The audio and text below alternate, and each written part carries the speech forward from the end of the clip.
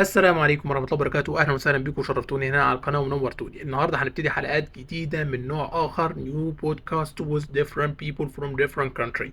We will start with Capt Dabashis Basu. He was working with us before here in the same channel and he discussed with us a lot of things. It's very important to have him again, and today we will discuss SIRE 2.0 and he will give a lot of good information, not only important from people that are interested in tanker. This is important for all of us, especially for junior and management levels. Let's introduce our new guest. He's not new, but let's introduce him. This is sponsored by Navguide Solution. Welcome again. Let's do it. Capt Dabashis Basu, founder and managing partner Navguide Solutions, keynote speaker on SIRE 2.0 and maritime competency development, ex-Wilk master, author of published papers on gamification in maritime training, author of Hi Hamad, very nice to have this podcast again with you, and I believe this time it will be very, quite interesting, because we are going to talk about a subject which is really very hot right now. I mean, people want to know about this, so we are going to talk about SIRE 2.0. We've been actively working on SIRE 2.0 for over 2.5 years. We've been working side by side with international organizations as well as several companies that are using our solutions. So what I'm going to talk about is going to be applicable and useful not just for the junior officers, it is also useful for the senior officers or the office personnel as well. So it's going to give a gist of the overview of SIRE, and the plan, as we discussed, is to complete it within a rough time frame of about 15 minutes, which might go a little over, but we'll try to break it in parts which are each not more than 15 minutes. So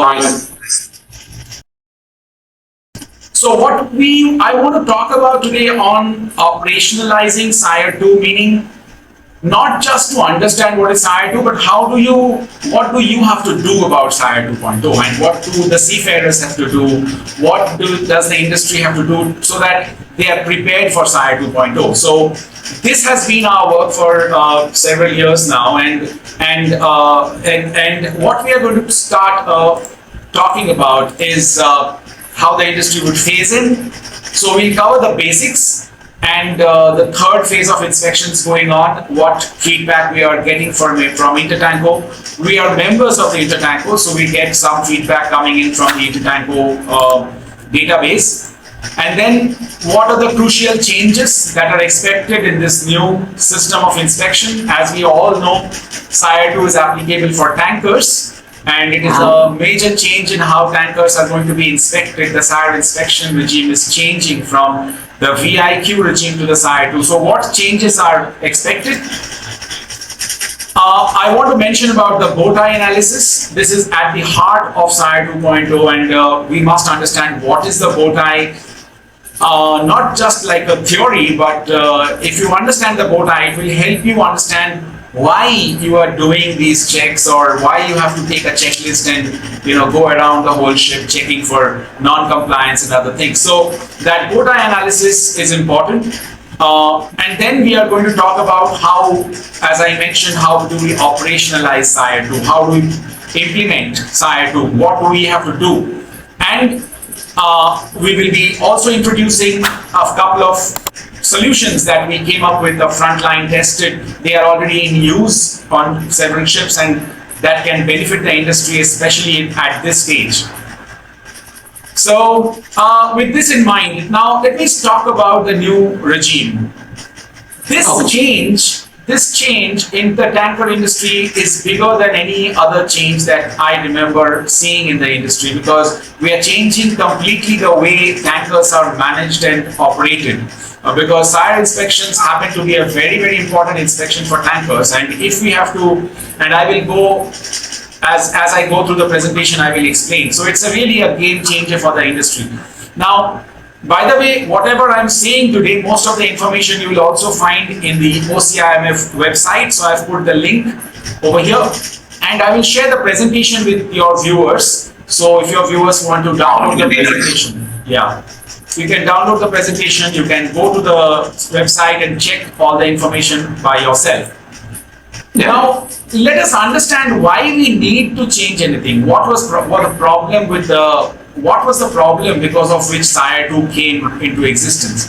So if you think of how accidents are happening around the world, these are some of the accidents that have happened just in the last 1 month. These are all June dates. 14th of June, a dredger collided with a tanker. 12th of June, Taiwan Coast Guard rescued 12 crew from the burning ship. 10th June, YAF Horizon, the engine room fired. 8th June, there was a tanker Tongyun collided with an offshore embankment. So what we are seeing is accidents are happening every day, every month. There are globally many accidents happening. So this is the European accident statistics from the last 1 year. So if you see this, you will understand this. The industry is not really a safe place yet. But if you look at, so this actually raises the question, is the inspection system before, is it effective? Is the VIQ effective? The VIQ is the old inspection regime. The VIQ is still in force, but very soon SIRE 2 will come in force and then VIQ will not be in force anymore. So the question was that under this VIQ system, all the ships are getting less than 3 observations, maybe 3 to 4 observations. Now, in spite of only few observations on every ship, accidents are still happening, and most of the accidents are tied to a human element. That means the reason for the accidents is some human error. So, if this is the case, then we need to rethink and reimagine how we are inspecting the vessels and how we can make the industry more safer.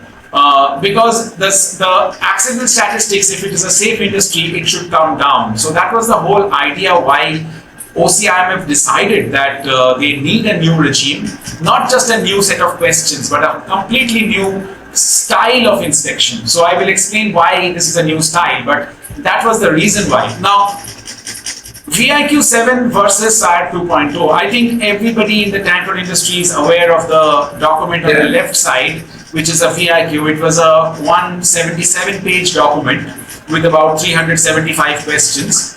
And this document we had to refer to before every inspection. Now you have to refer to the document on the right side in SIRE 2, and this is a much bigger document. So let me tell you the changes. First of all, VIQ 7 had 372 questions and all questions had to be answered.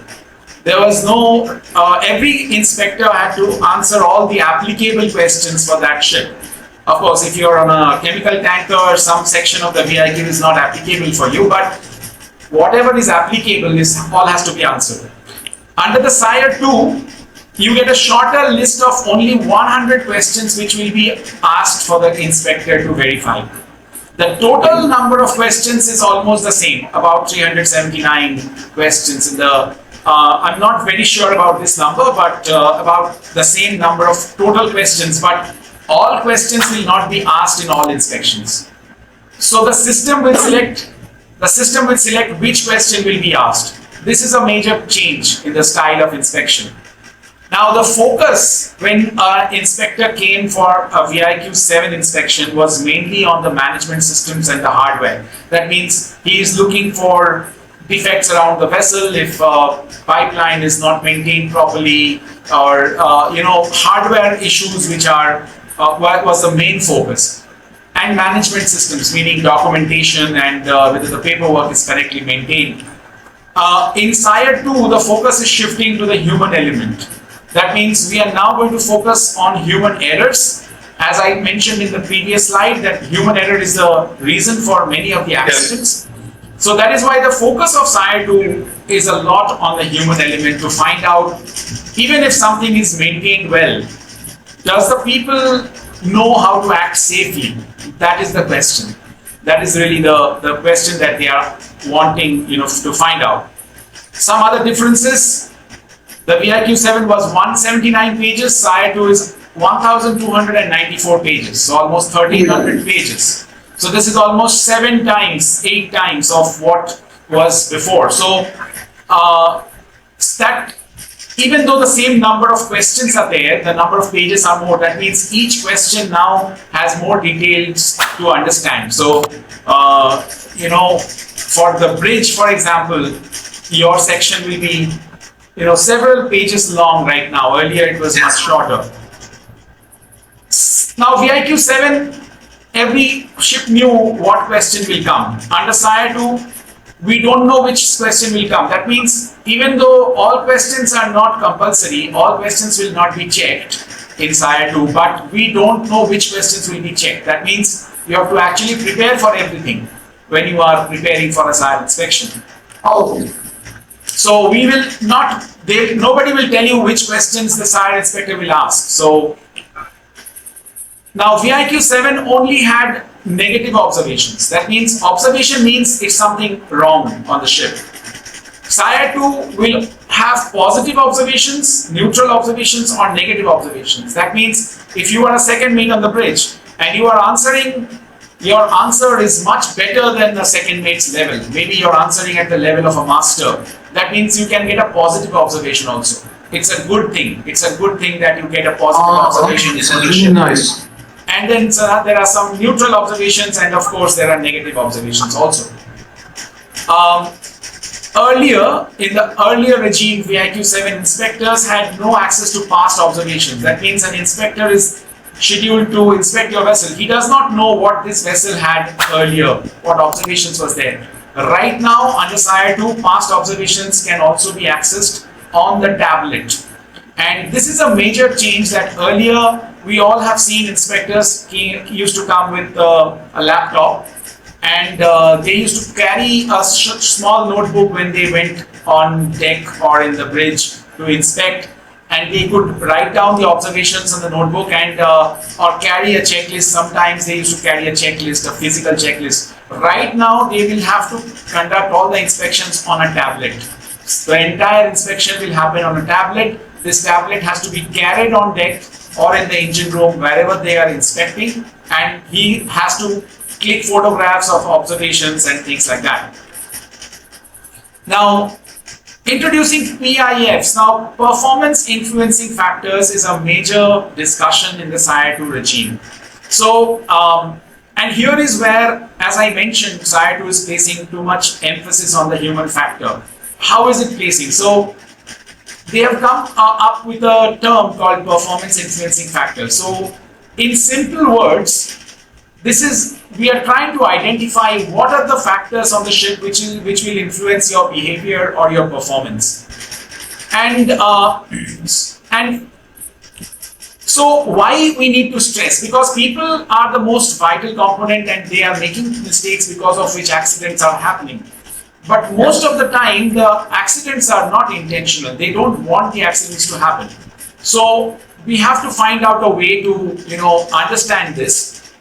So that is why we have to understand what are the factors that affect performance of a person, either positively or negatively. And I will go over some of these factors, but if you understand these factors, we can then rectify the situation, and the inspectors, when they come on board, are empowered or they are knowledgeable to find out these performance influencing factors on the ship, so that they can identify where the accidents could come from. Some of the performance influencing factors could be, for example, human nature, like somebody is introvert, they don't want to ask too many questions and they make a mistake. The senior doesn't know that he is going to make a mistake because he never asked the senior. There could be wrong procedures. If the company has given you a wrong procedure or a procedure which is too difficult to understand, which is not simple to understand, it might end up in a problem. Communication gaps. Maybe you don't have a proper communication channel between the master and the bridge team, for example. A bridge team is functioning, but there is not proper communication. This might land up in an accident. Then working conditions. There could be stress, lack of motivation, fatigue. These will be some of the factors that will influence. So on the right side now, I'm putting up the list of performance influencing factors. You can read this when you have time, but these are the influencing factors that OCIMF has identified. As you can see on the point number 7, for example, workplace ergonomics, signages, tools, layout, space, noise, light, heat, all of these will be affecting the performance of the people. And that is what OCAN wants to find out. Now, when you imagine how a work should be done, you usually, let's say you have written a procedure for a certain job. This is how passage plan should be done, or this is how overhaul of main engine should be done. You have written a procedure, but actually when you start the work, it goes all over the place. It doesn't exactly follow the plan. So on the graph, if you see the black line in the center is your procedure, how you want it to happen. And the blue line is how it is actually happening. So we have to identify why the blue line is not close to the black line. So the whole process of SIRE 2 is trying to bring this blue line as close as possible to the black lines. That means the actual work should happen very close to the procedure that is written. And if it is not happening that way, we have to identify the gaps. It can be time constraints or culture or resource constraints, some unwanted events happening, some changing conditions happening. So this is the thought process behind SIRE 2.0. And the idea is, how do we reduce the gap? How do we bring the blue line close to the black line? I'll tell you, we have introduced an app which maybe Hamad, you can introduce the app to the viewers and it will help them prepare for SIRE 2.0. Yeah, so guys, we have one app here. I already downloaded. It's really painful, and they have a lot of information inside. I will share this inside in the description. This app. I need everybody to participate, and if you have some questions, you can write in the comment below. And also in my channel in Telegram, you can tell me if you have some error with this app. This is guide to inspection. You will have an Android and an iPhone. I hope so. Everybody to follow with this app. It's really nice. I try once you will open, you will have LSA and FFA. You will see, and just to try to see what is going in, and also check. After that, you will connect me, or also they have number here. Contact us. Once if you need to open some like bridge or upper deck or castle up deck. It's a really nice app. I hope everybody to download it, and also check our series. We will finish until here, and then we will go another one with Captain Basu. Thank you so much, Captain. I hope everybody enjoyed with this presentation, and then let's go for another part.